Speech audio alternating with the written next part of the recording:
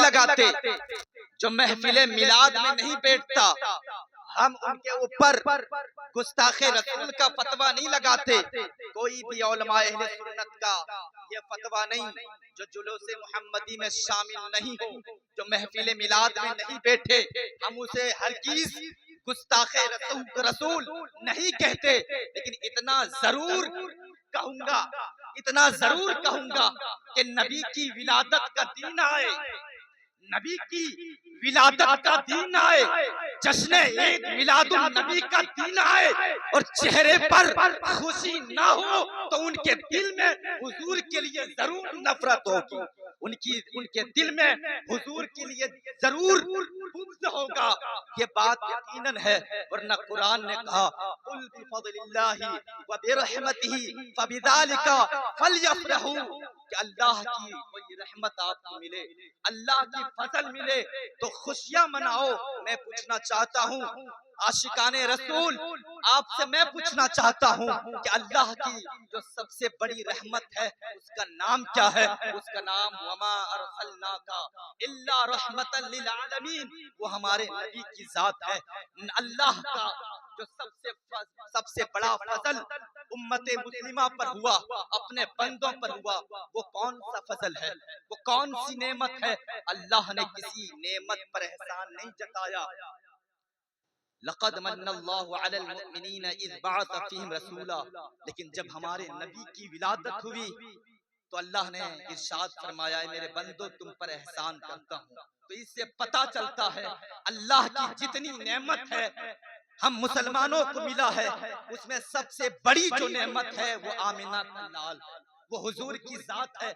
उसकी इतनी बड़ी नेमत मिलने के बाद, इतनी बड़ी रहमत, सारे जहान सारी कायनात की रहमत मिलने के बाद अगर मुसलमान खुशियां न मनाए तो वो कुरान का मुखालिफ है, वो कुरान का मुखालिफ है। मैंने जो आयत करीमा तिलावत की है, जरा उस पे गुफ्तगू करने से कबल मैं कुछ बातें आपकी बारगाह में, कुरान का हवाला मैं बाद में दूंगा, पहले आइए अकली हवाला देख लें।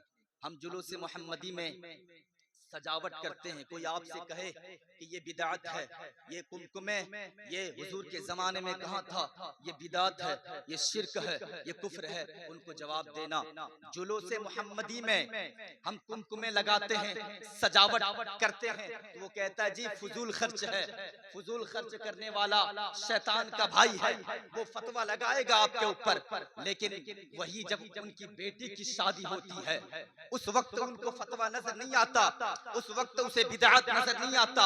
उनकी बेटियों की शादी में 50,000 की सजावट करता है, कुमकुमे लगाता है, उस वक्त उसे बिदअत का फतवा नहीं नजर आता। फिर देखें हम नबी की विलादत पर झंडे लहराते हैं तो हम पर फतवा लग जाता है बिदअत का।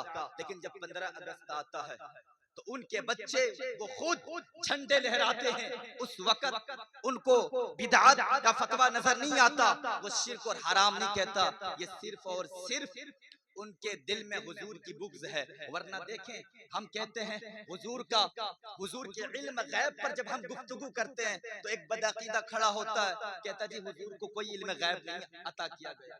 जब हम नबी के इख्तियार के बारे में गुफ्तगू करने की कोशिश करते हैं तो एक बदअकीदा खड़ा होता है कि जो हुजूर को कोई इख्तियार नहीं दिया गया। जब हम नबी की शान पर बात करते हैं तो बदअकीदा खड़ा होता है, जी जिस तरह तुम शान बयान करते हो उस तरह हुजूर को शान नहीं दिया गया। जब हम नबी की नूरानियत पर बात करते हैं, जब